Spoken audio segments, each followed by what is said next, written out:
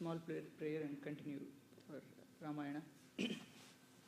Kujantam Rama Rameti Maduram Maduraksharam Arusya Kavita Shakham Vande Valmiki Kokilam Valmikir Munisimhasya Kavita Vanacharinaha Shunvan Ramakathanadam Kaunayati Parangatim Yat Pibam Satatam Ramacharitamrita Sagaram Adruptastam Munim Vande Pracheta Samakalmasham गोष्पदी कृतवारासं मसखी कृतराक्षसं Ramayan महामाला रत्नं वन्दे अनिलात्मजं अंजनानंदनं वीरं जानकी शोकनाशिनं कपि समक्षहंतारं वन्दे लंकाभयंकरम् आमिषीकृतमार्ताण्डं गोष्पदीकृतसागरं तृणीकृतदशग्रीवम् आञ्जनेयं नमाम्यहम् उल्लङ्घ्य सिन्धोःसलिलसलीलं यस्शोकवह्निं जनकात्मजायाः आदाय तेनेव ददाह लङ्कां नमामि तं प्राञ्जलिराञ्जनेयम् आञ्जनेयमतिपाटलाननं काञ्चनाद्रिकमनीयविग्रहं पारिजाततरुमूलवासिनं भावयामि पौमाननन्दनं यत्र यत्र रघुनाथकीर्तनं तत्र तत्र कृतमस्तकाञ्जलिं बाष्पवारि परिपूर्णलोचनं मारुतिं नमत राक्षसान्तकं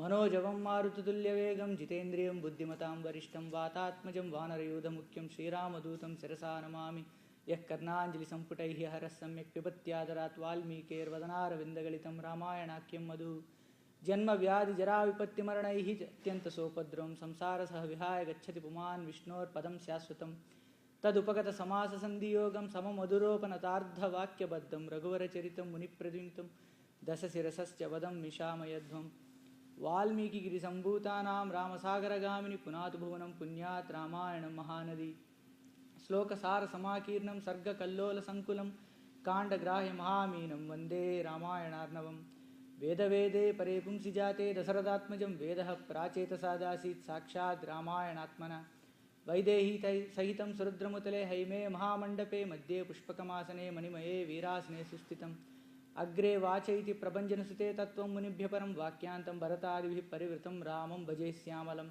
वामे भूमिसुता पुरश्च हनुमान् पाश्चात् सुमित्रासुतः शत्रुघ्नो भरतश्च पार्श्वदलयोः वायव्यादिकोणेषु च सुग्रीवश्च विभीषणश्च युवराट् तारासुतो जाम्बवान् मध्ये नीलसरोजकोमलरुचिं रामं भजे श्यामलं माता रामो मत्पिता रामो भ्राता रामो मत्सखा राघवेशः सर्वस्वं मे रामचन्द्रो दयालुः नन्यदेवं नैव जाने न जाने साकेते शरदिन्दुकुन्दधवले सौदे महामण्डपे पर्यस्ता अगरधूपदीपललिते कर्पूरदीपोज्ज्वले सुग्रीवाङ्गदजाम्बवत् परिवृतं सौमित्रिणा सेवितं लीलामानुषविग्रहं रघुवरं रामं भजे श्यामलम् मेघश्यामं महाबाहुं स्थिरसत्त्वं दृढव्रतं कदा द्राक्ष्यामहे रामं जगतः शोकनाशनं जयत्यतिबलो रामो लक्ष्मणस्य महाबलः राजा जयति सुग्रीवा राघवेण अभिपालितः दासोऽहं कौसलेन्द्रस्य रामस्य क्लिष्टकर्मणः हनुमान् शत्रुसैन्यानां निहन्तां मारुतात्मजः न रावणसहस्रं मे युद्धे प्रतिबलं भवेत् शिलाभिस्तु प्रहर्तारपादपैश्च सहस्रशः अद्धयित्वां पुरीं लङ्काम् अभिवाद्यश्च मैथिलीं समृद्धार्दो गमिष्यामि मिषतां सर्वराक्षसां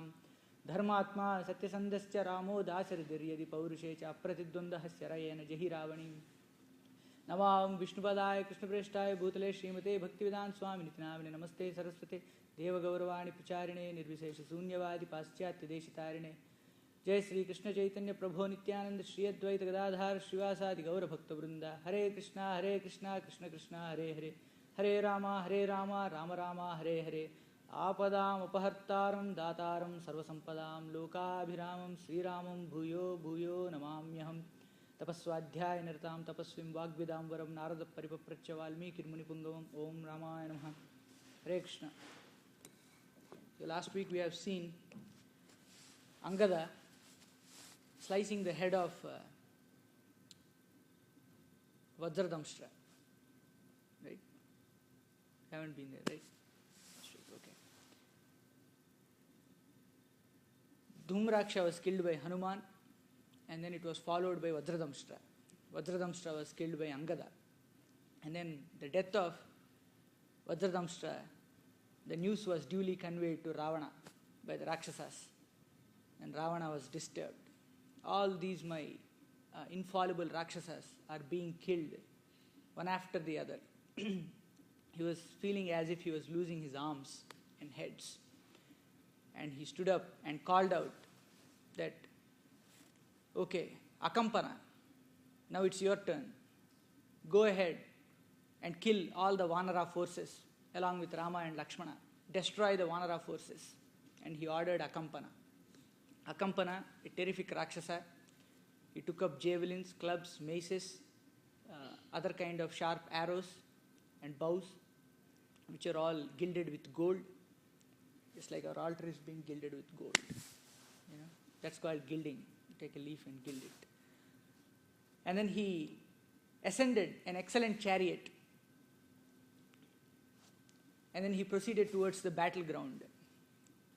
And Akampana had huge forces of Rakshasas following him.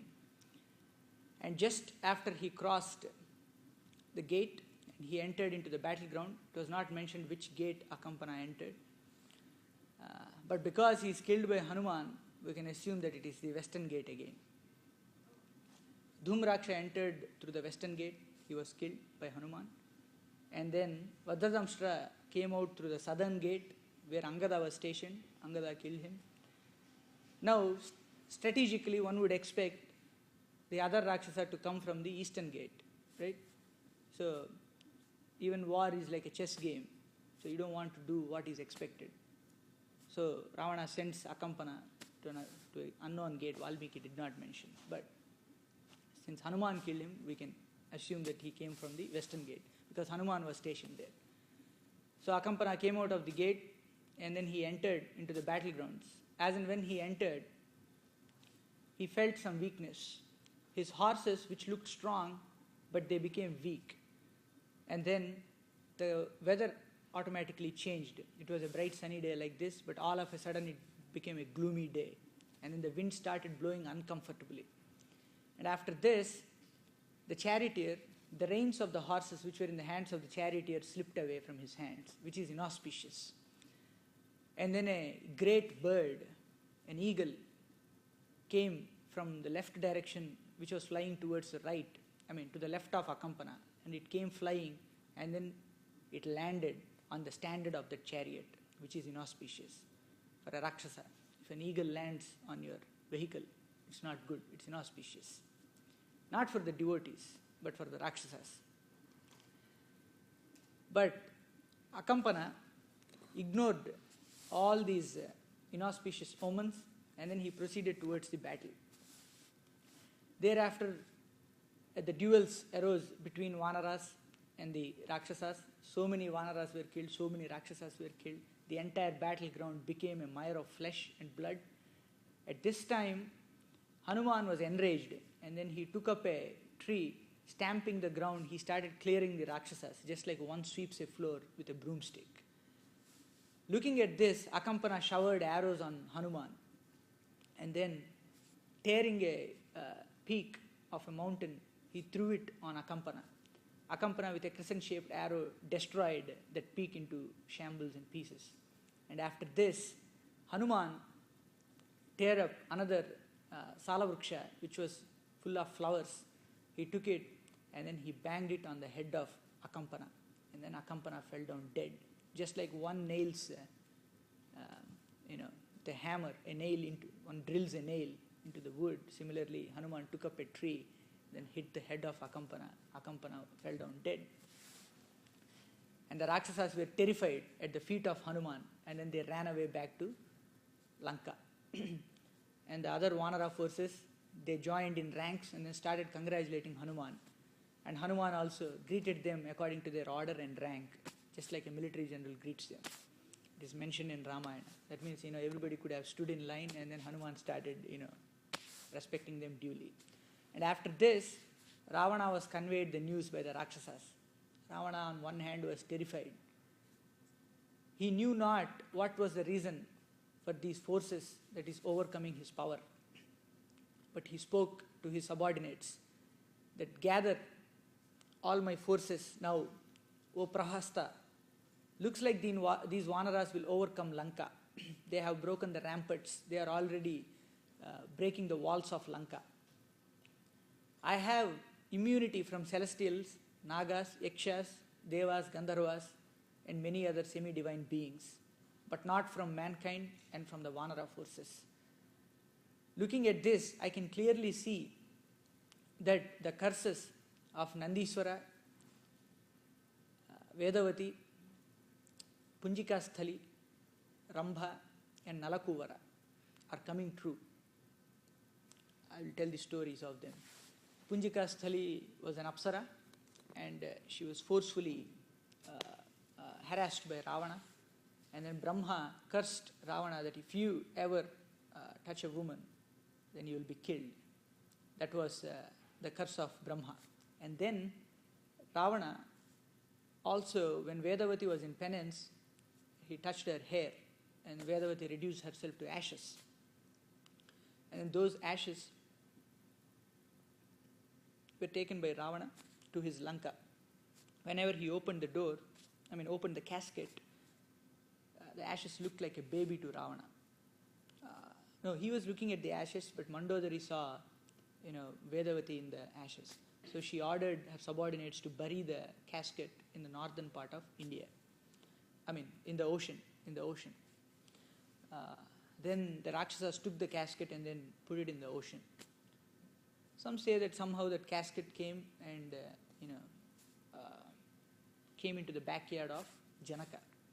And then when Janaka was doing the yajna, he found Sita in the casket. But the Vedavati also cursed Ravana. And then Nalakuvara, who was the husband of Rambha, he also cursed Ravana.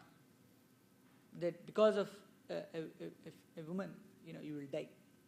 So the curses are all coming true now. So Ravana had told all this to his subordinates. And he called out Prahasta and said, Prahasta, these Vanaras cannot be overcome by ordinary Rakshasas. Either myself, Indrajit, Kumbhakarna, or you yourself. Except for of these 4 Rakshasas, these Vanara forces cannot be overcome. So you take the army today and you attack the Vanara forces. And Prahasta, he came forward and said, my lord, whatever you have done is not a right deed of bringing Sita. I have told you this earlier. But I am a subordinate to you, I am a loyal servant to you. And I will serve unto my death, and I will try to serve you. So I will go and wage the battle for your sake, for you have gifted me several gifts, and you have treated me properly in olden days. So for that reason, and because I am loyal to you, I will go and fight today. And then he took the army, and then he went out through the eastern gate, where Neela was stationed. Neela, who is the son of fire god, he was stationed there by Rama. So when Prahasta went out, similar bad omens showed up. The foxes and she-jackals howled from the forest with terrible noises, and the birds started to fly in an anti-clockwise direction, which had crimson red flesh in their mouths. So they were circling in an anti-clockwise direction. All these signs are inauspicious. And a rain of blood started to pour down, and everybody was wet in that rain. I already told you that there could be a rain of blood. In Kerala recently, there was one, like 2 years ago. It's not rain of blood, but it was red blood in color. There were some particles, some kind of bacteria that was red in color. So the entire rain looked as if it was a rain of blood. So it is possible. So a rain of blood started to occur, and everybody were drenched in that thing. And when Prahasta came out, Rama saw Prahasta and asked Vibhishana, who is this glorious commander-in-chief? Then Vibhishana replied, my lord, he is the commander-in-chief of Ravana. 2/3 of the army, or 1/3, I will correct it, but is under his control. This is Prahasta. He has defeated many celestials, demigods, yakshas, kinyas, kimpurshas, and even Vainateyas. So he is very powerful. He has defeated even the Lord of Death, Yama. So like that, Vibhishana extolled Prahasta. Then when Prahasta came out, another eagle landed on the standard of his chariot, which is inauspicious. And then Prahasta started to destroy the forces of the Vanaras. he made terrible advances into the army of the Vanaras, and the Vanaras flew helter and skelter. They had no option. But then Nila came forward, and then he fought with Prahasta. Most of the duels between the Vanaras and the demons are like, he plucks a tree, he takes an arrow, the tree will be reduced to pieces. So Nila uprooted a tree, threw it on Prahasta, and then he sliced it into numerous pieces. And then Nila picked up a peak and then threw it on Prahasta. Even he shattered it to pieces. Then Nila took a huge mountain and then threw it, which was full of trees. He threw it onto the chariot of Prahasta. The horses, charioteer, and the axle was broken, the standard was broken, the chariot was destroyed to pieces, and the charioteer fell on the ground, and the charioteer was also killed. And Prahasta got onto the ground, took a mace, and then came forward and hit Nila on his chest. And then Nila and Prahasta fought. And then finally, Nila took up a huge cliff and then hit on the chest of Prahasta. And then Prahasta spat out blood, and then he too fell down dead. The entire earth was filled with crimson red. The Rakshasa forces, terrified at this raise caused to the Rakshasa forces, they withdrew into Lanka. Because of their commander was dead, they couldn't do anything. So they went back and reported the news to Ravana. So at this time, the major 4 Rakshasas were dead. Dhumraksha, Vajradamshtra, Akampana, and Prahasta. Now, Ravana decides that how come all these my powerful Rakshasas are killed one after the other? I think it's time I should go to the battle now. So he ordered for the army to be readied so that he can take the army into the battleground. So all the forces were gathered, and then Ravana himself stepped out of Lanka for the first time. Now Rama is going to see Ravana for the first time. Even Ravana is going to look at Rama for the first time. And then when Ravana came outside with all his paraphernalia, Rama asked Vibhishana. Before Rama asking this, we will describe what Rama saw. There were numerous Rakshasas supporting Ravana. Ravana came in a huge chariot gilded with gold. It had a white parasol and a white umbrella, underneath which there were faces of crocodiles, alligators, different kinds of tigers and lions. That kind of a chariot. It's a huge chariot which was full of maces, clubs, sharp arrows studded with diamonds, and fans, chamaras. And then next to him, there were numerous Rakshasas. And Valmiki describes, there was Indrajit. On him, who was on a chariot that had a standard in the form of a lion. Standard means the crown piece of that chariot. It was in the form of a lion. And Vibhishana is describing, my lord, he who that stands in the chariot, which is in the form of a lion, holding a bow, which is gold in color, as if Indra holds his thunderbolt weapon. He is Indrajit, who has defeated Indra. And next to him is Atikaya, the heavy-bodied Rakshasa. He is as huge as Kumbhakarna. His name is Atikaya. Atikaya means very large body. He is Atikaya. And next to him is Akampana. This is another Akampana. There are numerous Akampanas. Just like in India, we have several. What is the most popular name in India? Vijay. Yeah. So as we have several Vijays, similarly there are so many Akampanas in Ramayana. So do you remember the old Akampana? One who ran away from Janasthana, who reported to Ravana that 14,000 Asuras have been killed. And Ravana asked him, how come you are alive? Then he says, there was a sari next to me, I wrapped it around me, Rama thought I was a lady and then he spared me. It was an anecdote, it's not there in Ramayana. But Akampana fled from Janasthana to Lanka, that is there. He crossed the ocean and then he went. When we compared Hanuman sleeping over the ocean, we compared Akampana went to Lanka from Janasthana and then Surpanaka went to Lanka. What grade is it that Hanuman is leaping across the ocean, which already these Rakshasas have crossed, right? But rather, Rakshasa attempts are inhuman. They are supported with magical and mystical powers, whereas Hanuman's attempt in leaping the ocean is a human effort, is a devotional effort. That's why it is glorious. But anyway, coming back, so that is Akampana. And next to him is Nikumba. He is the son of Kumbhakarna. His standard is in the form of Adisesha. It's a big snake, hoods of a snake. So he is Nikumba. He has also destroyed many forces. He killed, he defeated even Yama. He helped Ravana to fight with the forces of the celestials. And that is Nikumba. And next to him is Kumbha. He is another son of Kumbhakarna. Kumbhakarna's sons are Nikumba and Kumbha. So like that he mentioned all the Rakshasas. And among the, in the center region, there stands the lord of the demons himself. He is Ravana in that great chariot. Then Rama tells Vibhishana, oh, what a magnificent appearance he holds, Ravana.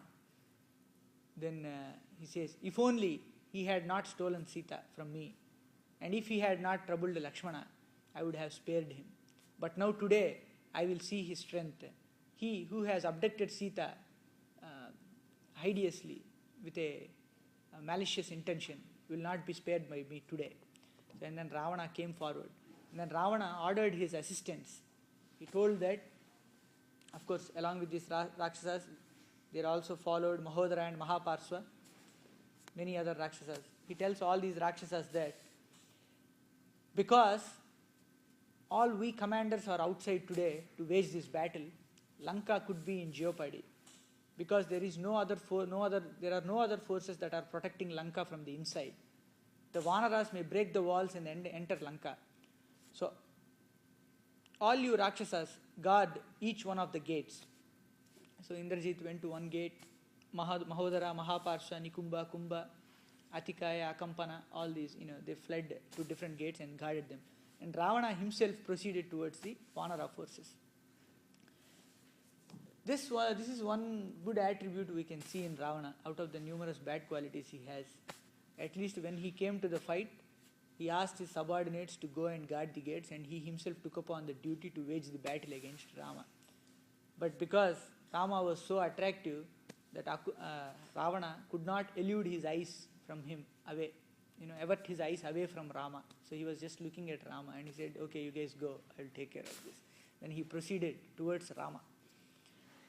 And when Ravana started proceeding towards the Vanara forces, he destroyed many Vanaras. Ravana is very powerful. So he killed several ordinary Vanaras. At this time, Sugriva took up a Saptaparna tree and then threw it on Ravana. And then Ravana sliced it, shredded it into pieces. And then Sugriva proceeded forward and then he fought with Ravana. But then Sugriva was made unconscious by Ravana. And then he fought with Vivida, Mainda, Jambavan. He defeated everybody one after the other. And then Nala. And then finally Hanuman came and he raised his arm like this and said, "Oh Ravana, this is Hanuman. Today I shall kill you. You, having abducted the wife of my Lord Rama, you cannot live. You cannot pass me. I will kill you today." Then Ravana said, he lifted up his fist and showed Ravana the fist and said, "This is the fist with which I am going to kill you." Then Ravana said, "O Vanara, you have approached me for the fight. That itself is a great deed. Today you can hit me and show me your strength, but you will realize my strength after hitting me. I will hit you back and let me see if you are going to survive that blow." And Ravana told this. And then he hit Hanuman first. And then Hanuman reeled back for a while. And then he got up and then he pounded Ravana again with his fist. And then Ravana fell on his knees, oozing blood. And then he sat on his chariot, and all the celestials, rishis and demigods, they appreciated Hanuman. They praised songs of glory about Hanuman. And after this, when he defeated all these Vanaras, Hanuman was also reeled back, and again, Ravana hit and Hanuman fell unconscious, and then he tried to, get up. By this time, Lakshmana interfered, and he said, "Oh Ravana, you have fought with many Vanaras, but today you fight with me. You have a boon that you shall not be killed by many other living beings except men and vanaras. Today, as a man, I am standing here. Fight me. You have abducted my mother Sita when I was not there, when Rama was not there. Today, I stand here with bow in hand. Why don't you attack me? Then Ravana said, "Oh boy, you boast of your strength. Today, I shall slay you." Then Lakshmana said, "Enough of your praising, self-praise. Come and fight with me. When the Kshatriya is standing in front, you should wage a war, not utter mere words. Take up your bow and fight with me." Then Ravana and Lakshmana fought for a long time. Ravana's arrows were intercepted by Lakshmana. Those arrows' names are, Ardhachandra, Samhrada, like that, there are some names. Balla. Balla is also one of the arrows. With those arrows, Lakshmana intercepted all the arrows of Ravana. But now Ravana took up a lance, a spear, a spike kind of a thing, which was given to him by Brahma, a very mystical and powerful missile. He took that spike and then he threw it into the chest of Lakshmana. Lakshmana slung many arrows, but all those arrows were intercepted and defeated by that Shakti Astra. It's called Shakti. It was given by Brahma. Then that spike proceeded forward and entered into the chest of Lakshmana, into the Vakshasthala. And Lakshmana fell down unconscious. At this time, Ravana got down from the chariot. He ran towards Lakshmana and he tried to lift Lakshmana up. But then Lakshmana remembered that he is a fraction of Vishnu. This was your question last time, right? And Lakshmana remembered that he is a fraction of Vishnu. And as and when he remembered, because he is Adisesha, he could not lift. Ravana could not lift. Then Hanuman approached Lakshmana, where Lakshmana was sleeping unconscious. Then raising his fist, he hit Ravana with a terrific blow that Ravana reeled back and then sat down. First he fell down on his knees, then his eyes, nose and then mouth, blood started to ooze out from all the 9 holes of Ravana. And then he sat in his chariot. At this, all the demigods once again sung glories of Hanuman. And then Hanuman lifted Lakshmana. When Lakshmana realized that it was Hanuman, he eased himself. Because of Hanuman's devotion, Hanuman was able to lift Lakshmana. And then he has taken him back to the camp of Rama. And then Ravana also recovered a little bit. Lakshmana also recovered from the unconscious. He became conscious one more time. And at this time, Ravana proceeded forward to fight with Rama. Then Rama ordered, "O Ravana, today you cannot escape. You have caused so much trouble to Lakshmana, a gem among men, who has served me like a kind brother and father. You who have troubled Lakshmana will not go spared with your life today." And then Rama started waging a war against Ravana. It was a terrific battle that they say that Rama-Ravana Yuddha can be compared only with Rama-Ravana Yuddha, and there is nothing else. At one point, Valmiki mentions that the fight between Rama and Ravana cannot be compared with anything else. Valmiki is called the father of similes. In comparisons, he compares beautifully. But for Rama and Ravana's Yuddha, he ran out of the similes, he says, only Rama and Ravana's war can be compared with Rama and Ravana's war. So like that, Rama started fighting with, shooting arrows on Ravana. His standard was broken, his axle was broken, his bows were shattered, his arrows were broken. And then finally, Rama tells Ravana that, "O Lord of the demons, O King of Lanka, you have waged a brave battle today. You have troubled many of my warriors like Sugriva, Jambavan, Nala, Neela and Hanuman. And you have exhibited terrific prowess. I am impressed. But today, you can go back, rest for tonight, and then come back tomorrow to see my full potential." Because Rama also did not wage the battle with his full potential. So when he said that, Ravana took back his chariot and then he went back to Lanka. And seeing the lord of the tribe himself withdrawing from the battle, all the Rakshasa forces also shrank into Lanka and everybody went back. Now Ravana goes back into his court and he's dejected. He's sitting down on his throne with his face flung down in shame because he's defeated. He says, how come I, who has defeated Indra, is defeated by a mere man, Rama? I cannot believe this.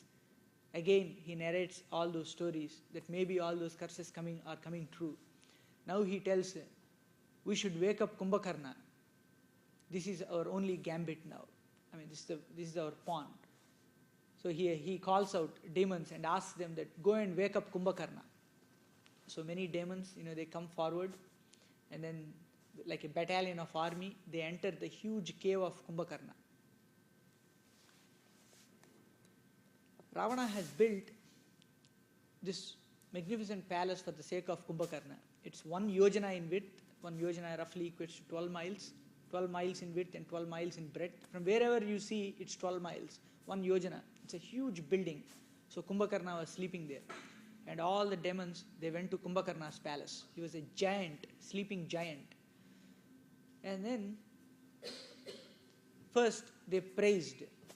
That is the customary thing in those days, in Treta Yuga, that whenever you go to a king, you raise your voice in praise first. They praised Kumbhakarna with nice songs and nice prayers. But Kumbhakarna did not wake up.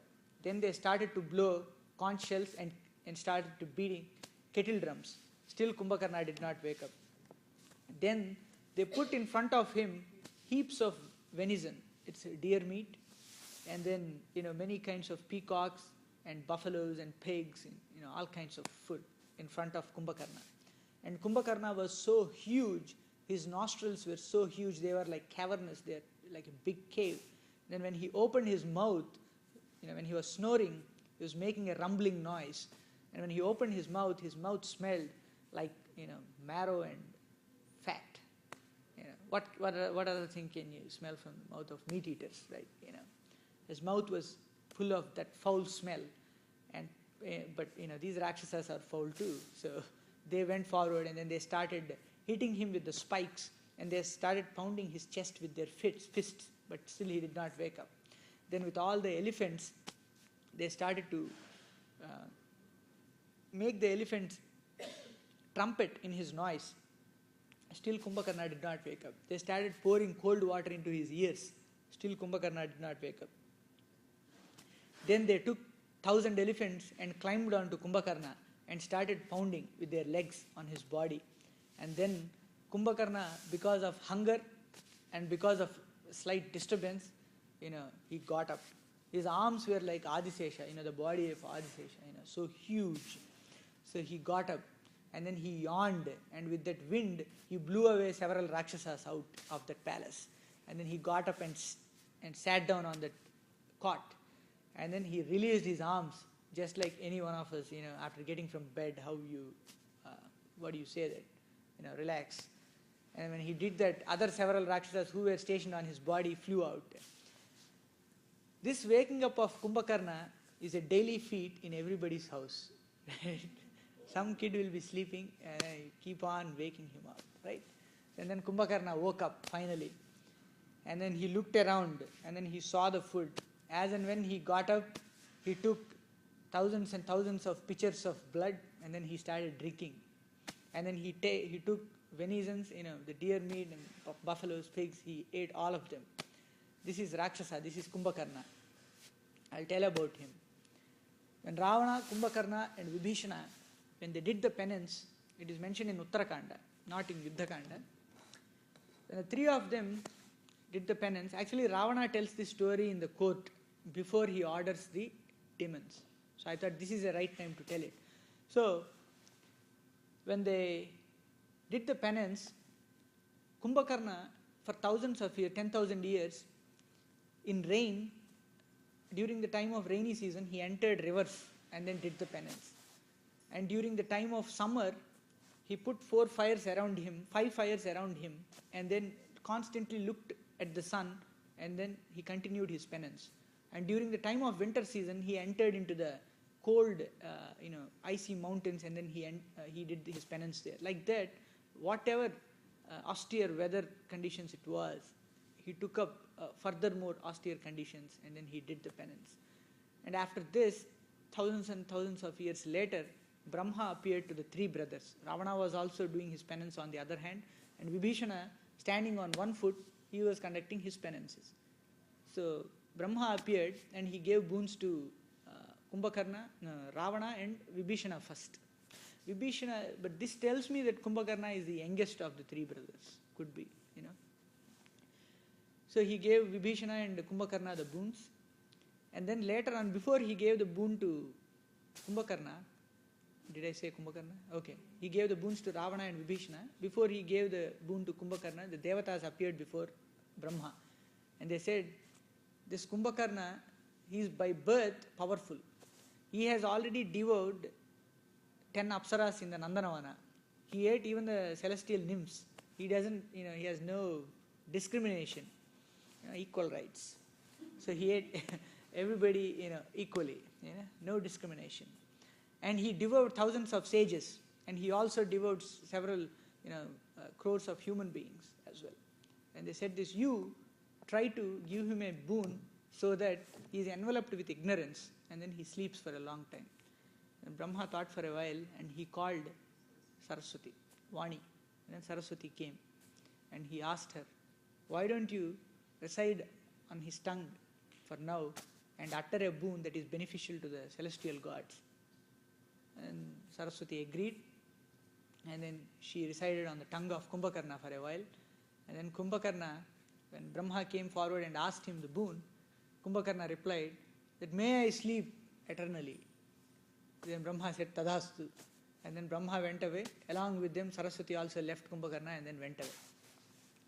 But because of Saraswati staying in him for even little while, Kumbhakarna spoke wise words to Ravana, we will see.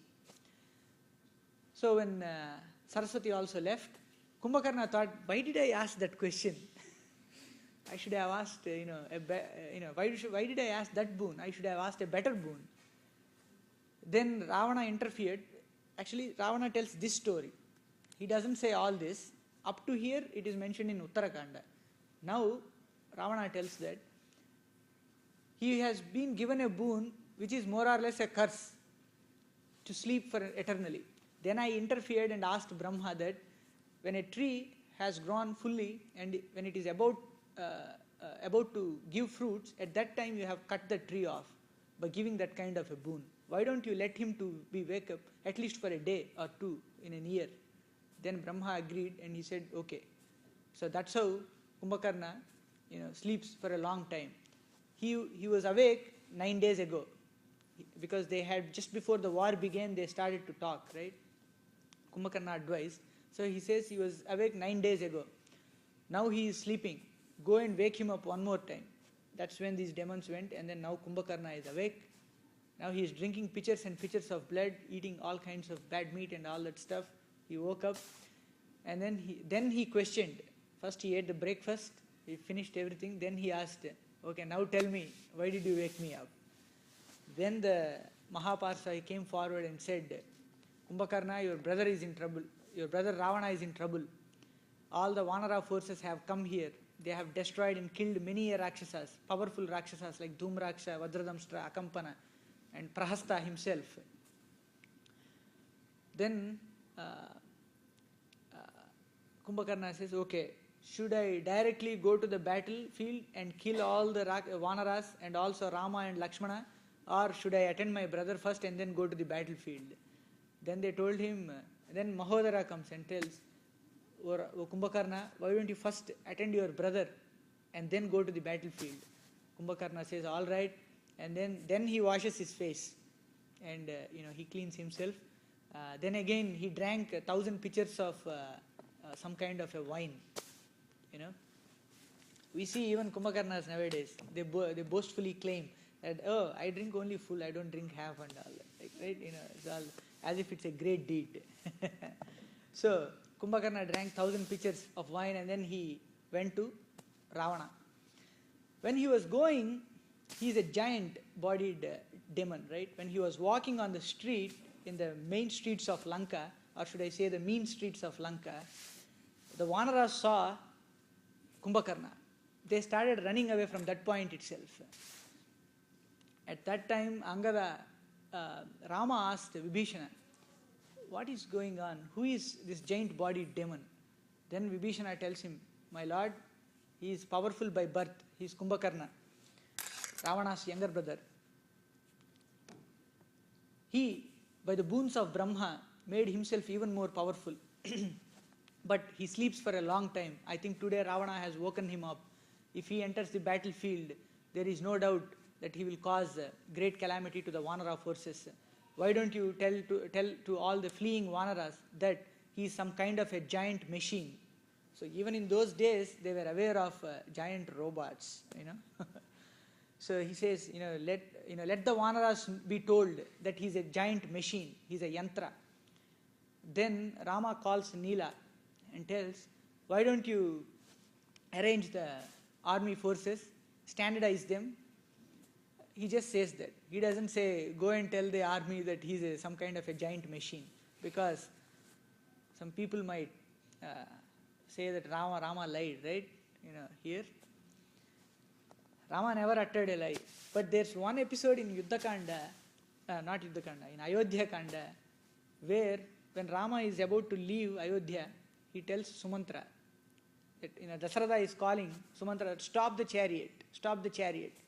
But Sumantra is in a doubtful mood. Should I stop it or should I go? Then Rama tells him that you should proceed forward. Later on, when you come back, tell the king that you are not able to hear his voice in this huge roar of the crowd. You just didn't hear him. So people say that, oh, Rama is telling him to lie. No, what is beneficial is what is Rama doing. We have to be wise to understand Rama. So anyway, so here Rama tells Neela to arrange the Vanara forces. Neela goes and then arranges the Vanara forces. Angada tells them that he is kind of a giant toy. He is being used to terrify the Vanara forces. Then Kumbhakarna walks to the palace of Ravana. First Ravana greets him, and then he asks Kumbhakarna, my dear brother, today is the day that you have to help me. You have to go and destroy the Rakshasa forces. My friends, my dear commanders have all been slain by Rama and Lakshmana. Looks like I am terrified by even the word Rama. Go ahead and destroy those forces. Then Kumbhakarna says, my dear brother, he who does things at a later time which are to be done now, and who does things that are to be done later, and who does those things now, he is a fool, and you are such kind of a person. You should have taken our counsel first before you abducted Sita, but you have not done it. You have abducted Sita first, then you come and talk with us about waging a battle with the Vanaras. A king should be more responsible, and you were never like that. You should first take the counsel. You should, whatever task that is done by discussing with the council, it is a better task. And whatever task is being done with the mutual consensus of the council and the king, that is a mediocre task. And whatever task is done by your sole attitude, that is a menial task. And you have done such a task of abducting Sita. And today you come and ask us to fight the battle. So he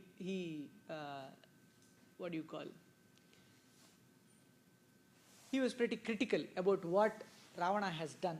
Then Ravana says that, my dear brother, this is not the time to lecture me. I am not here to listen to your class. This is the time for you to help me. Go ahead, kill those Rakshasas, Vanaras, and help me. Then Kumbhakarna tells him that, my dear brother, he at once realizes that Ravana is angry, his eyes are reddened. So Kumbhakarna talks softly now.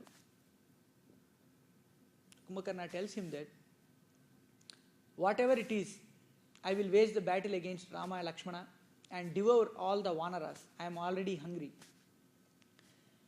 Even if Rama has to kill you, first he has to kill me and cross my dead body to kill you. So do not worry. I will go and devour Rama and Lakshmana. He is one of those noble soldiers of the lost causes, right? So and then he left towards the battleground. And when Kumbhakarna was coming, he at once started to, Mahodara intercepts Kumbhakarna first. Mahodara is a Rakshasa. He tells Kumbhakarna, why are you speaking like a, why are you speaking noble words?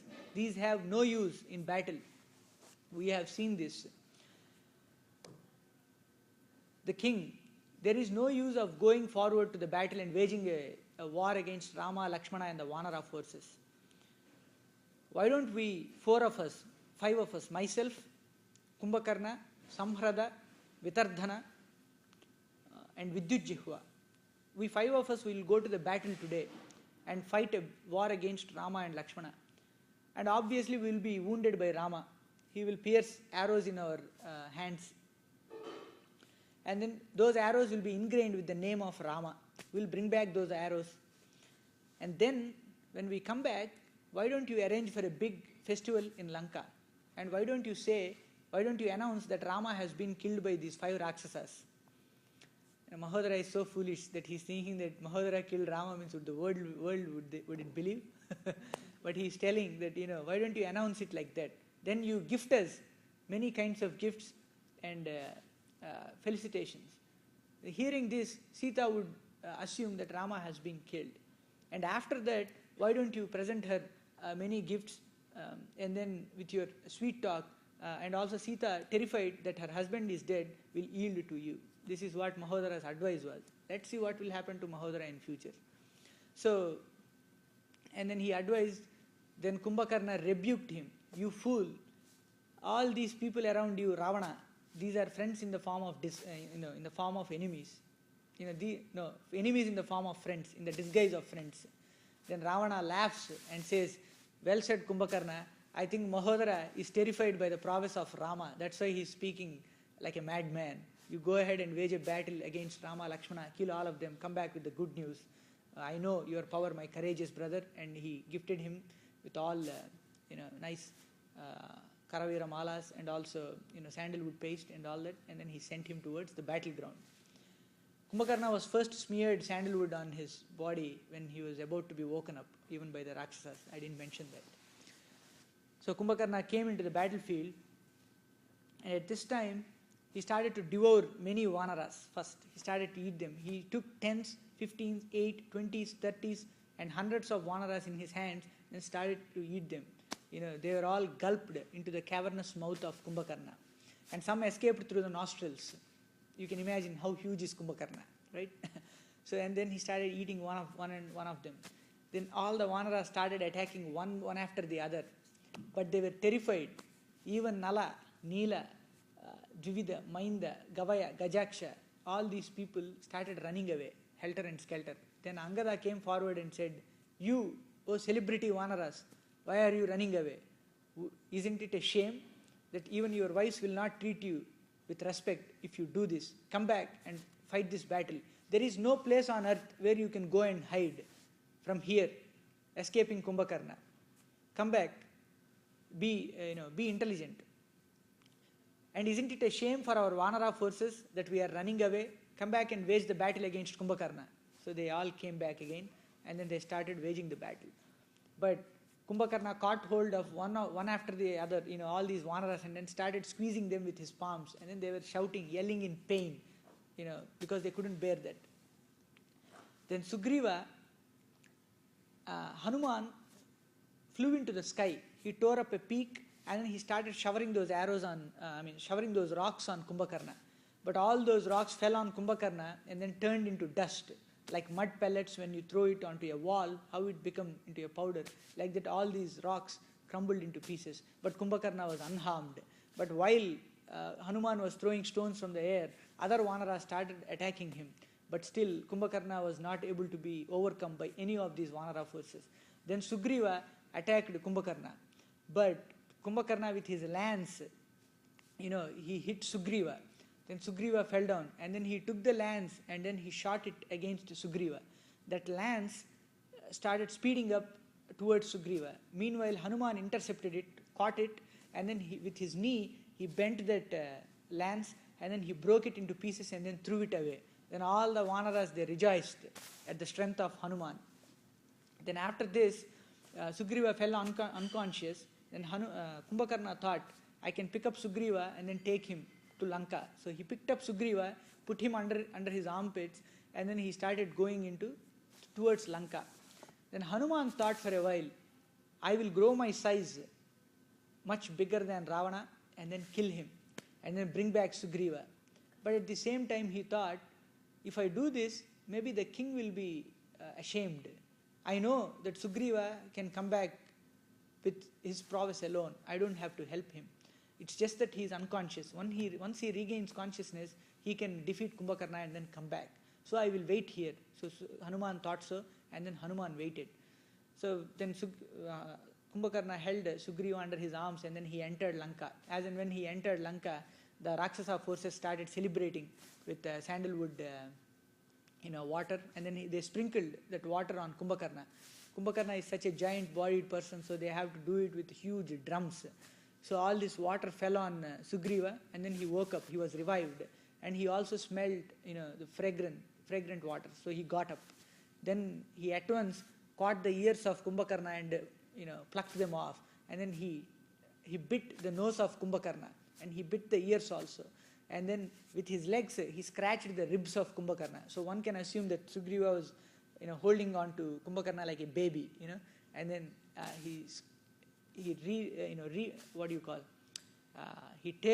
tore off all the ears, and then the rib cage of Kumbhakarna, and then Kumbhakarna out of the pain, he smashed Sugriva to the ground, and Sugriva at once jumped from Lanka, and then he came back to the camp of Rama, and all the Vanara forces were delighted at the audacious act of Sugriva, and they congratulated him as usual. And then Kumbhakarna, instead of going into Lanka, he turned back and he thought, I would go back from here to the battlefield one more time and destroy the forces. He returned back to the battleground one more time. Now Kumbhakarna doubled his anger. He started devouring many Vanaras. Now he caught hold of several other Vanaras. He squeezed. He defeated all other Vanaras. Finally the Vanaras went to Rama, and then they fell at the feet of Rama and said, we cannot wage any more battle here. Then Rama took up his bow. Lakshmana also came to Rama and said, my dear brother, this Kumbhakarna is causing a great calamity to our forces. You should do something. Then he said, I will go and fight. But then Rama stopped him. And then Kumbhakarna was proceeding towards Rama. Then Lakshmana first went and intercepted Kumbhakarna. And he said, oh Kumbhakarna, fight with me. Then Kumbhakarna said, oh boy, you have come in front of me and you are asking me to wage a battle. You are so brave, but I don't want to wage a battle with you. I want to wage the battle directly with Rama, your brother. Move away from me. But then Kumbhakarna and Lakshmana fought a little while. But then Kumbhakarna, shrugging off Lakshmana, he said, I want to wage a battle with Rama, not you, my boy, but I am impressed with your prowess. And then he proceeded towards Rama. It is a short battle between Lakshmana and Kumbhakarna. So he proceeded forward to Rama. Then Rama took up the Vayuvyastra, the same astra with which he wiped out the Rakshasas who came to attack Vishwamitra's ashrama. Not Maricha and Subahu, but the rest of the Rakshasas, he wiped out with Vayuvyastra. It's like a vacuum cleaner, you clean all of them, all the people. So he took the Vayuvyastra because Kumbhakarna himself utters to Rama, oh Rama, today I see you. Then Rama tells him that, oh Rakshasa, today is the end of your life. But then Kumbhakarna tells him, I am not Khara, I am not Dushana, I am not Maricha, this is Kumbhakarna. So whatever names he has uttered, Rama is using the same arrow, because he has uttered Maricha in the end. So he is taking that same arrow with which he has destroyed the forces of Maricha. He took that Vayuvyastra and then he hurled it against Kumbhakarna. And that astra cut off the right arm of Kumbhakarna. And then the arm, which was so huge, as a huge snake, it fell along with the lance. Kumbhakarna had, he didn't have a lance, that was broken by Hanuman. So Kumbhakarna carried another club kind of a thing. It's like a sledgehammer. He took that sledgehammer and came, and he showed that sledgehammer to Rama. So that's why Rama cut off that hand. And then that hand, along with the sledgehammer, fell on the Vanara forces, unfortunately, and killed many Vanaras. Then again they all came and said, my lord, our Vanaras are dying. Then Rama took up another astra, a crescent-shaped arrow, and then sped it against Kumbhakarna's left arm, and then that hand was cut, and that hand, fell on the Rakshasa forces. And then he took up two crescent-shaped arrows and then cut the legs of Kumbhakarna. Still, limbless, the Kumbhakarna started to crawl towards Rama, with all his strength. He was still devouring whatever he can catch with his mouth. He was eating, and he was coming towards Rama. Then Rama took up another astra, and then he cut off the head of Kumbhakarna. And then the head of Kumbhakarna flew, and then it rolled on the ground, destroying many buildings in Lanka, and then it blocked the main door gateway from which the Rakshasas were issuing forth into the battleground. And then the trunk of Kumbhakarna fell into the ocean, and it went into the Badabagni, the submarine fire of the ocean. Then when the Rakshasas saw all this happening, terrified, they went to Ravana and reported it. The head of Kumbhakarna falling into the city, it was mentioned so long ago, but recently even one movie made that same kind of a thing. If you have seen Cloverfield, Statue of Liberty's head rolls in the city of New York, but this kind of thing was mentioned in Valmiki itself, in Valmiki Ramayana. So all the modern movies or whatever you see, they are getting all the inspiration from here itself. They are not making anything new. Vyasa claims rightfully that whatever is in Mahabharata, that is what you see in the world. Nothing else you can find. If that is not there in Mahabharata, it's not there anywhere else. And it applies to Ramayana also.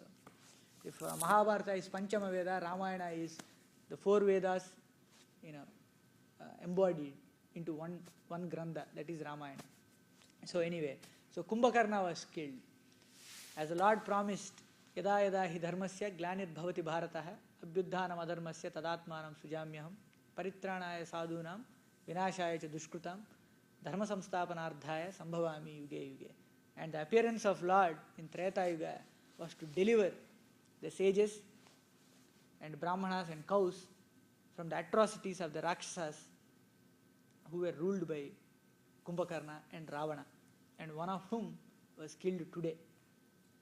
So it was a terrific battle, and Kumbhakarna was finally killed by Rama. If you can see, in this battle, many Vanaras killed many Rakshasas, but Kumbhakarna single-handedly defeated all the Vanaras, and he shrugged off even Lakshmana. And finally, when they couldn't do anything, when they came and took the shelter of the Lord with just 3 arrows, Rama killed, maybe 4 arrows or 5 arrows, Rama killed Kumbhakarna. And not only killing him, the giant-bodied Raksasa's head was carried away by the arrow of Rama, and it rolled into Lanka, destroying many buildings and then blocking the main doorway. There is a legend that once upon a time, when Ravana's ambassadors came to Ayodhya, and they spoke to Dasaratha, they advised him that you should take shelter of Ravana. It is not there in Ramayana, but it is an anecdote. I should see if it is there in Uttarakanda or not. They advised Dasaratha, to be a friend of Ravana. Then Dasaratha takes 3 arrows and then shoots towards Lanka. And then he tells the ambassadors, the Rakshasas, saying that when you go back to Lanka, you will see those doors are blocked forever with these arrows. Go back and see. And the Rakshasas duly conveyed the message to Ravana, and that's why he never came towards Ayodhya. In Yuddhakanda, in one of the chapters, which we discussed today, Ravana tells that maybe the curse of, I discussed the curses, right? He also discusses the curse of Anaranya, who is one of the ancestors of Rama. Even the curse of Anaranya is coming true. So Ravana had defeated the ancestor of Rama, who is Anaranya, great grandfather. Avyakta Brahma, Marichi, Kasyapa, Vivaswan, Manu, Ikshvaku, Kukshi, Vikukshi, Bana, Anaranya. He's like, there. And after that we have 30 more, right?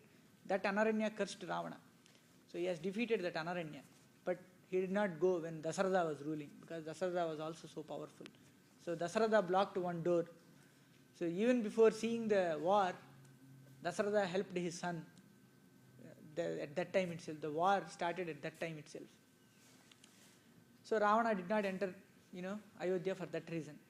So now Rama blocks another door. Remember, trying to make Ravana remember his father Dasaratha. So with that we will end today's class. I'll take any questions. Yeah. Kumbhakarna was so big, how could he fit in Ravana's palace? No, Ravana, that's why I told Ravana built a special palace. Oh, when he came to talk to him? Okay. These Rakshasas are guise changing Rakshasas. They can shrink, they can grow their size. And also, Ravana's palace was also so huge. And maybe it's an open air palace. So he can walk directly, you know. And Ravana came outside to meet him and have spoken to him. It could also have happened like that. And also, it is not mentioned that Ravana's palace was small. It was too huge too. So Kumbhakarna can fit in. Generally, when we design houses, when we design the doors, they see what is the most common kind of furniture that the household people will use. What is the width and breadth of it, right? Depending on that, they design the doors. For a public building, we have another standard. For a private house, they have another standard. Similarly, for palaces, since it's a public building, they had standards. They would see, okay, who are all living here. They built according to them, okay?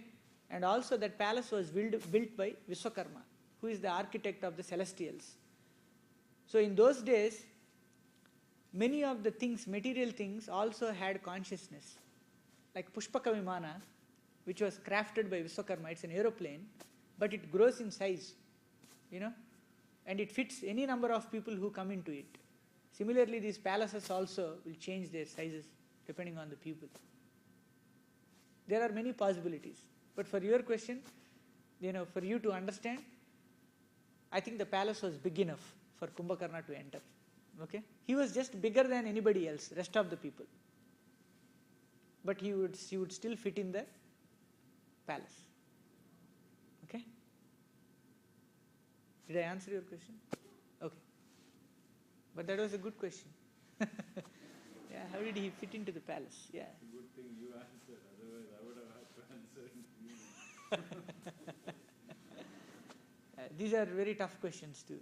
They look simple, but they are very tough. One has to be there to see what was going on to explain properly. Yeah, there are many possibilities. I don't know, but if you find out in future, let me know. Yeah.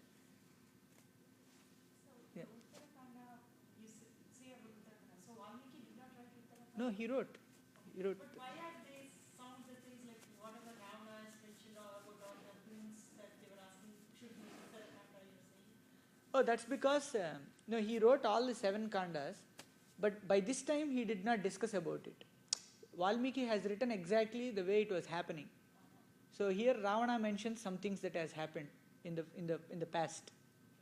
So he recorded only that at this instance. In future, the sages will ask questions. Rama asks questions to the sages, like Shavana Maharshi and Agastya and such sages. So those sages describe the stories of Ravana, Kumbhakarna and Vibhishana in future. So he recorded at that time like that. Okay, sages asked this question. Rama asked this question, so the sages are answering. So this is how it goes. But he stops exactly, where Ravana starts here. So there is no redundancy. So whatever is known already is not told again in Uttarakhanda. But whatever is not known, Uttarakhanda is like an appendix. Yeah. It describes in details about all the stories of these Rakshasas. But after Uttarakhanda it's over, after Patabhisheka it's over, whatever Valmiki wrote about Ramayana is done. No. Then he continued further. He continued and wrote Uttarakhanda also. In the beginning, I too thought it was not written by Valmiki. But then when we read Uttarakhanda, the slokas are so beautiful, and there's beauty in Uttarakhanda also. So it is very beautiful. So it's not like a story, it's more of a question and answer sort of. No, the beginning it's question and answer, like, the sages come and then Rama worships them and then the sages worship Rama and then Rama asks questions, they answer him. And then later on, Rama details out some stories to Lakshmana. It's all discussions. And then in between, some things are happening. That while these questions are asked, let's say it happened for a week or so, and then after this Rama entered into the garden and he and Sita were sitting in the garden, and then Rama recognizes, 2 years have passed. 1 year the Vanaras stay in the Ayodhya, After the Pattabhisheka, they stay for 1 year in Ayodhya. Then they return back to Kishkindha. But after that 1 year, another year passes. So 2 years they live in Ayodhya, Uttarakanda, together, Rama and Sita, in Ayodhya. So at the end of second year, when Sita comes towards Rama, he recognizes, Sita, you look different today. Looks like you are pregnant. Rama recognizes that Sita is pregnant. So then he tells her that whatever boon you ask, I will grant it to you. Tell me what you want me to do. Then Sita asks, I want to go to forest again and gift many gifts to all the wives of the sages who are living in the forest. Then Rama says, okay, let it be so. Tomorrow morning I will send you. Right after this incident happens, it's afternoon. He enters into the central portion of the palace, Madhya Kaksha. There he meets with the spies, the 4 spies whom he has sent. They come back. And he asks, what is going on in Ayodhya? I want to know. Then one of the spies tells him that at the street junctions and in the main highways and at every corner of the street, people are talking like this. They are doubting, because how come you took back Sita after she had lived in Lanka for 1 year?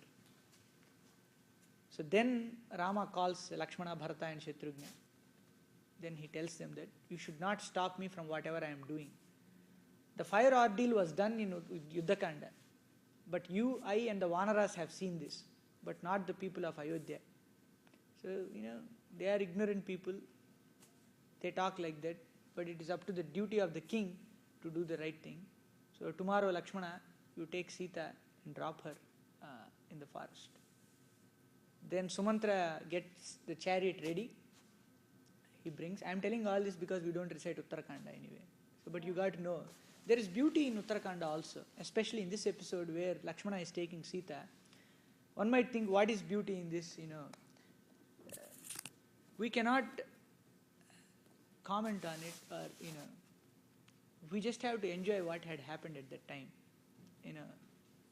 Logically, you may ask several questions, but if you read it, if you imagine it, how it has happened, what it has happened, and if you go through the story one sloka after the other, you will understand why exactly Rama did that. So, and then Lakshmana takes her, and then they cross Ganga river one more time, and then on the bank of Ganga, he drops Sita, and then Lakshmana is crying. Then Sita asks, what is the matter? Then he tells him that, this is what was the order of the emperor, so I have to drop you here. Then Sita also cries, and then Lakshmana tells, I cannot see your face, I can only look at your feet. So even while going away, I cannot see you. And this world will blame me in future for having left you in the forest. Then Sita tells him that, do not worry, Lakshmana. Ask Rama to look after the people of Ayodhya like his children. Because Ravana separated Sita from Rama, right? He separated compassion.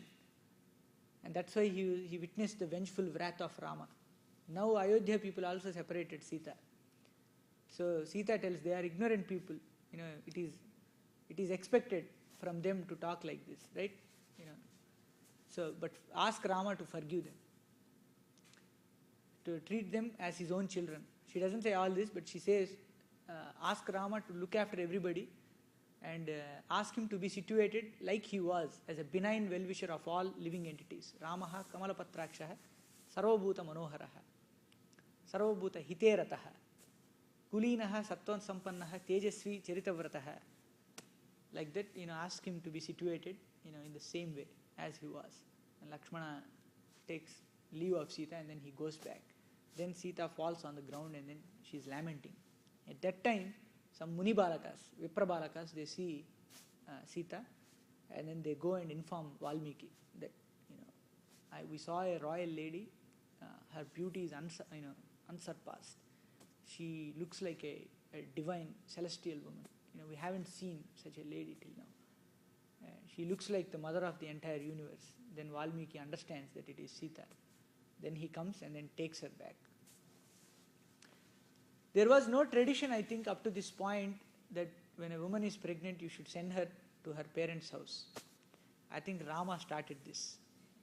So you can take it that way. Okay? Because that was the desire of Sita, to be in the ashrama and in the midst of sages. So when you read Uttarakhanda, you will understand the beauty in it. And we cannot question, as I said, we'll have a checklist, people who ask that question, when they are put into the similar situation, what would they do? First of all, they would not take back Sita. Forget about Sita, their wife, right? Like that. As a king, Rama had to do that. So, but anyway, there is beauty in Uttarakhand when you read all these things, and also how Lakshmana was renounced. He has renounced Sita, and then he renounces Lakshmana. There is another story where Durvasa comes and tries to intervene when Rama was talking to Yama. Then Yama asks that, I should not be disturbed. If somebody disturbs, then, he should be killed. And Durvasa is walking towards Rama's palace. And Lakshmana knows Durvasa is in a fit of rage. His temper is very short. He's like Kali Yuga tempers, So he knows if he stops him, Durvasa will curse. But if he gets in, he will be killed. But he thinks, I better be killed by Rama instead of Durvasa cursing Rama. So Lakshmana enters in and disturbs Rama. Then he had to renounce Lakshmana also. So Lakshmana goes back to Vaikuntha. And then, before this, Lakshmana, Bharata and Shatrughna, they all go wage wars around the world, establish Kshatriya race all over the world. Bharata's sons are Taksha and Pushkala. Lakshmana had Angada and Chitraketu as his sons. Shatrughna has Shatrughati and Subahu as his sons. These are the 6 children of his brothers, Rama's brothers. Lavakusa, Rama's brothers. So all these, 8 children are established, crowned everywhere. And Bharata's son Taksha ruled Takshashila. Takshashila was built on his name. That's how Takshashila got its name. So Ramayana tells this. So like that they establish, and finally when they do all these things, they all rush towards Ayodhya, because Rama is leaving the planet. So he takes donkeys, mules, horses, dogs, everybody. And even the Vanaras are informed, so even they desire to go along with Rama, so they also come back. All of them, they go to Vaikuntha. They enter the Sarayu river and then they go to Vaikuntha. And there Rama goes to Brahmaloka. He arrives in Brahmaloka. Brahma says, why are you here? You should be in Vaikuntha. He says, no, I don't know. I have to be, I don't know. I am son of Dasaratha. He says, no, you are Vishnu. You should go to Vaikuntha. Then Rama goes to Vaikuntha. Then Brahma tells all the Vanaras will be located in Santanika Loka, which is another loka in Vaikuntha itself, where all the children, live in that place. So there is beauty in Uttarakhand also. Yeah. So Rama and Sita separated for 10 years there, and because Lavakusha, what age did come to? And I think it was 12 years. After Lavakusha were born, after 2 years, they are born, right? And then after 12 years, they recite Ramayana in Valmiki Maharshi Ashrama. Because Shatrughna, when he wanted to kill Lavanasura, Rama sent Shatrughna to the Madhumanta, Madhumanta or Mahishmatipura. I'll correct it if I am wrong. So he sends him to that city to kill Lavanasura. Lavanasura is a terrific Rakshasa. So when Shatrughna is going to that city, he is stationed in Valmiki Ashrama. That night when Sita gave birth to Lava and Kusa. Right after 9 months after she left, maybe this could have happened, right? Assuming that from the point that Rama recognized her as a pregnant, maybe she could be 3 months, or I don't know, right? Maybe 6 months later. So at this time, Lava and Kusa were born when he was in Valmiki Ashrama. So then he hears people talking about that Sita Devi gave birth to Lava and Kusa. When they are born, Valmiki Maharshi asks the older woman in the ashrama to massage the elder kid with Kusa grass. That's why, that's why he's called Kusa. And then Lava with thumbs, with the finger thumbs, they massage him. That's why he's called Lava. Valmiki Maharshi names him. He asks, a few ladies to massage the elder kid with kusa grass, and then the other kid with thumbs. He's a Maharshi, he knows what he is doing, so we don't know. All this knowledge is lost, so we don't know why Valmiki did that. So that is the name, that's why they are named Lava and Kusa. Lava means, finger thumbs, with fingers, and then Kusa grass. And then Shatrugna goes to to kill Lavanasura. There he kills Lavanasura, and then he builds a city for 12 years at that place. Then after that, he desires to see Rama one more time. So he comes back. When he comes back, Lava and Kusa are reciting Ramayana in Valmiki Maharshi Ashrama. Then the subordinates of Shatrugna come and tell him that they are singing Ramayana. They look majestic. They look exactly like Rama. Like that, they are talking. In Shatrugna, to avoid any kind of rumors being spread around, he says, okay, let's go. And then he just goes away. He knows what's going on, but he just doesn't give a notice of it, and then he goes away to Ayodhya. And then Rama asks him again to go back to Adumanta. Shatrugna goes back. I think after this, Rama conducts a Aswamedha Yaga and several yajnas, and then during one of these yajnas, Valmiki Maharshi along with Lavakusa, they come and visit Ayodhya. So the boys come and recite Ramayana. At this time, Rama identifies them, and then he takes him to his palace. This is where the beginning of Ramayana starts. The beginning of Ramayana starts at this point. In the beginning, first Valmiki was given the boon, then he starts writing Ramayana, then after that Lavakusa starts singing, and then the sages praise Lava and Kusa, and after that they go to Ayodhya, and the sloka that starts is, first the sages praise, Aho Gitasya Madhuryam Slokanam Cha Visheshatah Chira Nirvuttam Etat Pratyakshamiva Darshanam. The song you have sung is very beautiful. The verses are very, very special. It looks as if, even though Ramayana had happened long ago, it looks as if it's appearing in front of our eyes. Pratyakshamiva Darshanam. And after that, Abhigitam Idam Gitasya Sarva Giteshu Kovidav Ayushyam Pushtajananam Sarva Sruti Manoharam Prasasyamanav Sarvatra Kadachit Tatra Gayakav Radhayashu Rajamargeshu Bhabuva Bharatagrajaha. That when the children are singing on the royal streets of Ayodhya, the song which is the song of all songs, Ramayana, Sarva Sruti Manoharam, it is the best among all the Vedas also. Prasasyamanav Sarvatra Kadachit Tatra Gayakav. They were being praised at every place wherever they sang, these singers, Lava and Kusa. Radhayashu Rajamargeshu, when Rama was going on the Rajamarga, Bhabuva Bharatagrajaha. Those children were seen by the elder brother of Bharata, who is Rama. That's how it is. He is introduced into Ramayana. He is as the elder brother of Bharata. So that's where Ramayana starts. And then he takes him to the court and then asks everybody to listen to Kavyam Ramayanam Kritsnam Sitayas Charitam Mahat Paulasta Vadamityeva. Like that he tells, this is Sitayas Charitam Mahat. Everybody calls it Ramayana. By now, Sita has left Ayodhya, right? But Rama, in spite of, they have alleged Sita, there were rumors, right? But still Rama is telling that this is Sitayas Charitam Mahat. This is the story of Sita. Because they haven't heard Ramayana till then, right? They have only known Ramayana up to Ayodhya Kanda, the Ayodhyavasis. At Tamasa Nadi, they slept, they went into ignorance, and then they went back. And then Rama left Tamasa Nadi, and then he crossed Ganga, he went Aranyakanda, everything happened. So they knew only up to that point. What happened after that, they don't know.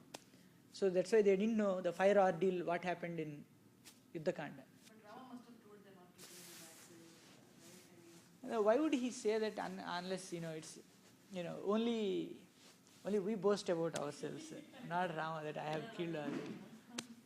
But even if it is known in the close associates, not to the common masses, right, to the media. Yeah, but then it's two kids who are coming and singing about it, so it's more about See, we don't know many things unless it is made into a movie or, you see what I'm saying? The intricacies of the life story of Gandhi, do you know? It happened in 1947, right?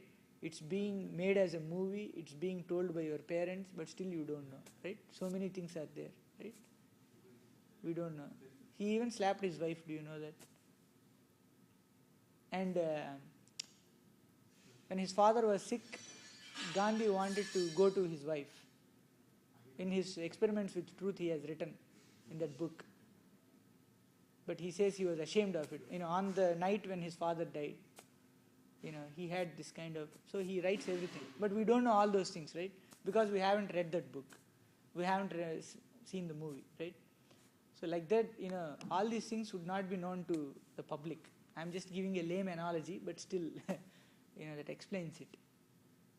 So even though the story was known, it was not written so beautifully that the masses could understand. That's why Valmiki wrote it, both for the Panditas and Pamaras. And he taught Lava and Kusa in Marga Paddhati, which is the classical form, and also a folklore form. So I think the Carnatic music of nowadays could be the folklore at that time. So you can imagine how classical Valmiki Ramayana could have been sung. Yeah. With all due respect to Hindustani, it's a mixture of the Persian and, you see what I mean? The Mughal and everything. But the Vedic music, you can still hear in the authentic, the Brahmanas when they sing Purusha Sukta and the Vedic hymns, you can see the classical form of music, what exactly the musical form is. So he taught them in those two forms, but still, so that's why Ramayana is known to everybody. Otherwise, we would have not known Ramayana. Yeah. So the fire ordeal, people did not know. That's why Rama is saying, Sita yas charitam mahat, listen to this Ramayana, which is the story of Sita, not me. There also, Govindaraja he comments that if Rama had told, this is my story, listen, it will be self-praising, right? Rama never does that. It's one of the qualities. He says it's story of Sita, that's why you listen. So Rama never told his story to anybody. So that's why people didn't know. Yeah. Did I answer that question? Yeah. I don't know if you have time. Do you have that, about Valmiki himself, how he was a normal sage, or he was a normal man at the time? In Skanda Purana, it is mentioned, but in some other Puranas also the story of Valmiki is written, that he was a Brahmana by birth, but then he didn't have any taste for the Vedas, so he couldn't learn. In those days, that's the profession of the Brahmanas, right? So he couldn't earn any money. So he started some friendship with some kind of dacoits. So then he started stealing money from, he became a highway robber or a forest robber kind of thing. Then a group of sages came. Some say it is Narada, but some say it is Atri Maharshi and a group of people around Atri Maharshi. And they asked him to meditate upon a name. The Rama Mara story, I don't know. I don't know the reference from where it comes. But it could also be true, we don't know. But from Skanda Purana, whatever is there in Skanda Purana, that I know that, I know the reference for this, so I am telling it. In Ramayana, Valmiki never writes about himself. He only writes about Rama. So it's unfortunate for us that, wanting to know more about Valmiki. Expecting Sita to come, and he's knowing he's going to die, right? That's because he has a boon from Brahma. In the beginning, when he utters the first sloka, Manishada Pratishtatma Tomagamaha Syasvatai Samaha Yat Krauncha Midunadekam Avadihi Kama Mohita. When he saw that one Krauncha bird was killed by a hunter, he utters this sloka. So then he thinks, even though I have uttered this from sorrow, but still it is so beautiful. Then the entire ashrama is singing the same sloka, reciting the same sloka. The entire universe was reciting the same sloka at the same time. So this is the advent of sloka, the birth of a verse. This is when writing verses had started. This is the first verse in the history of mankind. Manishada Pratishtatma Tomagama Syasvatai Samaha Yat Krauncha Midunadekam Avadihi Kama Mohita. So then Brahma is impressed. Then he comes, my dear child, you have to write Ramayana. So I will give you the boon to see the past, present and future. And you can see Hasitam Bhashitam. You can see the smiles, sorrow, their talking, everything. And whatever happens in their minds also you can see. Their thoughts also will be revealed to you. you write Ramayana. That's why when he writes Ramayana in one sloka, when Dasharatha passes away, the news was brought by Bharata, right? Then it was told to Rama. At that time, Valmiki sees Rama through the eyes of Sita. Sita's eyes are moist, so she could not see Rama. Valmiki mentions that. From the eyelids of Sita he mentions. So beautiful is Ramayana. So that was a boon given to Valmiki. That's why he knows that Sita is going to come. Yeah. So that's why one has to read Valmiki Ramayana, in their mother tongue before they die. Whether it is Hindi, Sanskrit, English, or you read it in your mother tongue, so you would enjoy it more. Yeah. So that's why if you preach it to your friends, tell them that the beauty of Valmiki Ramayana. So the first verses itself are so beautiful that you will be engrossed into the way Valmiki starts writing, how it happened in that ashrama, in that age, Treta Yuga. Valmiki describes the gifts given to Lava and Kusa. One sage gave Audambari wood. It is auspicious wood. Usually they use it to carve the throne of a king, or it can be used for yajna, or it can be used as a seat. Audambari wood. One sage gives them kaupina, undergarment. Kaupina is like an undergarment that they tie. Valmiki did not miss even an undergarment. Even that has a place. Actually, that caught me into Ramayana. Because of that, I read the entire Ramayana. So we don't know which sloka attracts whom. There is an anecdote, one sannyasi was telling in Nashville, Tennessee. He said that he was selling Bhagavad Gitas and other books, of Prabhupada. Then one redneck, from in the southern states, he came in and picked up the book and looked at, and then there was a line that one who is not in devotion is worse than a stool-eating hog. Those hogs must be really hungry, ain't it? And he liked the book and then he took it. You never know, what Mahatmas write, what it would attract in somebody, like each person likes something, they'll get caught, and then it will. So like that, Valmiki has written everything, and even an undergarment has, even a crow has a place in Ramayana, Kakasura. So even an ant, Jrumba, those who have not come for that episode, I'll tell you.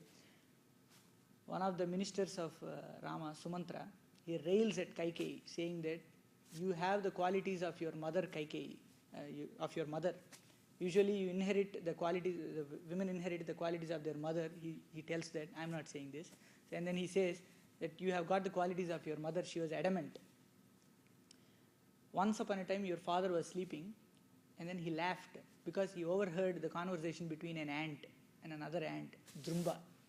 If you come and ask me what was the ant saying, maybe they are going there to eat sugar, and then one ant was going away, and the other ant asked, why is that person going away? And the ant might have said, maybe he has diabetes, so he doesn't want to eat sugar. So it's just an anecdote, but anyway. He overheard this conversation, and then he laughed. Then his wife asked, why are you laughing? Aswapati's wife. And he said, I overheard the conversation between an ant, I laughed. But I cannot reveal it to you. This is a boon and curse to me by a sage, that if I reveal it to you, I will die. I cannot reveal, but I have a boon to hear to the conversation of animals and all living entities. And he said, no, you have to tell me, you are insulting me. I think you must be laughing, looking at me, but you have to tell me. And she insisted. And finally he goes to the sage and asks her, what should I do? Your boon has now come in the form of my death. What should I do? Then the sage tells him, if one more time she asks, leave her. So then he goes back and tells her the same thing. If one more time you ask, I'll leave. And she keeps quiet. Then Sumantra tells, you got the same qualities. That's why you are so adamant. So like that, even an ant, Jrumba, even its name is mentioned. So that's the beauty of, the Vedic scriptures. Every living entity is treated equally. So at the end of Ramayana, the point is you all will carry an eternal companion, Rama. You will have several friends, Angada, Neela, Nala, Dvivida, Mainda. We don't want Dvivida because he fought with Krishna in his later life. So like that, you'll have several friends. There will be a change of heart. You'll all be happy. And there is a lot to learn from Ramayana. It's not like once you read it, it's done. It's like a fountain resource of unfailing plenty. The first time I have read, found so many things. I told you this example, right? We had a lot of conversations. Everybody was doubtful whether Jambavan is a bear or a Vanara. Nobody knows this. Because, Prabhupada said Jambavan was a gorilla, so there was confusion, like, whether he was a, gorilla is a general term, but is a bear or a Vanara. So, but then second time when I was reading, in the beginning chapters itself, Brahma mentions that Purvameva Maya Srishtam Jambavan Purvameva Maya Srishtam Jambavan Rukshapungavaha Rikshapungavaha Jumbamanasya Sahasa Amavakrat Ajayata. That means I have created a bear long ago. His name is Jambavan, Rikshapungavaha. And when I was yawning, he came out of my yawning, and he is Jambavan. It's in the beginning chapters. I missed it the whole year, right? It's just one sloka. Like that, there were so many things which we missed. We're not missing, it's like a fountain resource of unfailing plenty. You'll find new things. The more you read, you find new things. Like that, if you take up Ramayana, there are several things that you can learn, and it will be helpful. Yeah. Any more questions?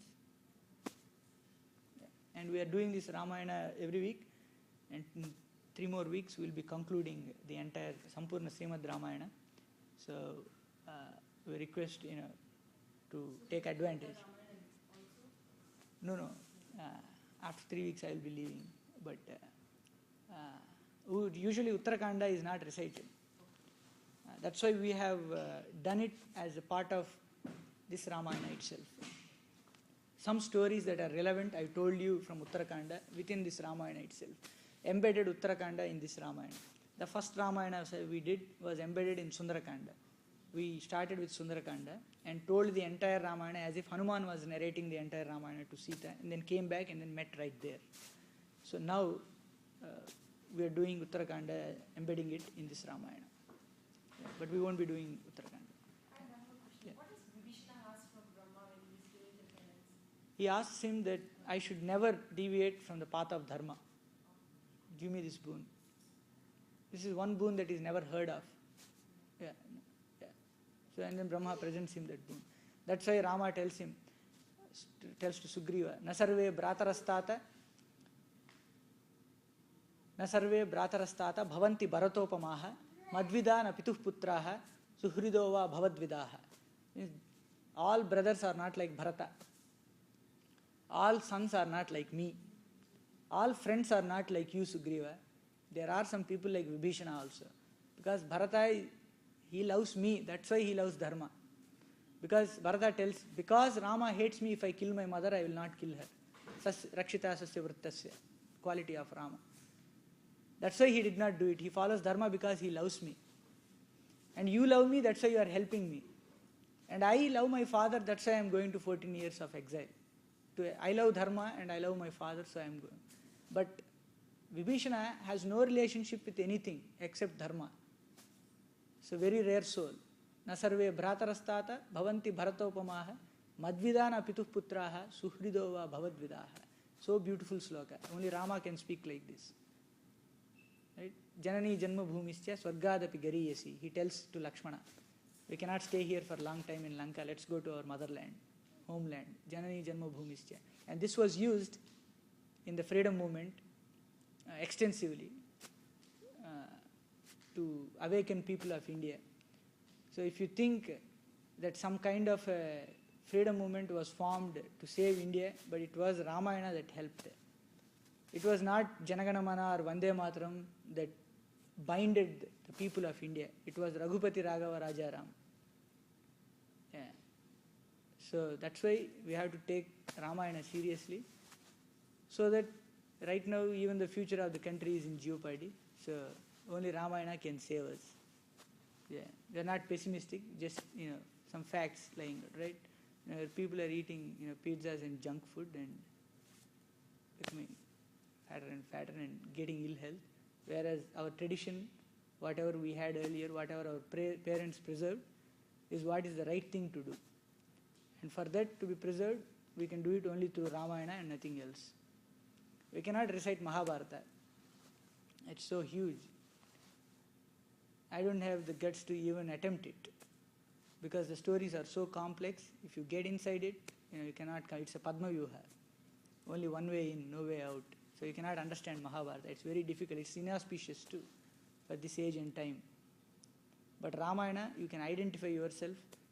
Rama has one wife and 2 kids, like your families, right? You can identify and you can get something out of Ramayana. And more of there is a lot of beauty that you need to enjoy. It's like a treasure trove I found. You take it, it's free. Yeah?